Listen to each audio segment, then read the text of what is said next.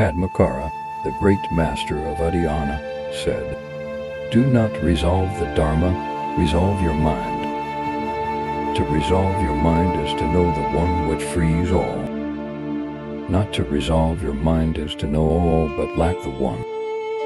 When engaging in the actual practice of the nature of mind, keep your body erect, let your breath flow naturally, and with your eyes half open gaze directly into the sky before you.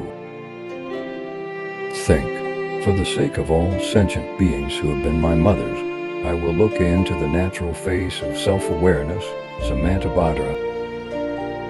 Wholeheartedly supplicate your Buddha teacher, who is inseparable from Padmakara, the Lotus Master of Uddiyana. At the end, mingle your mind with his and rest in equanimity.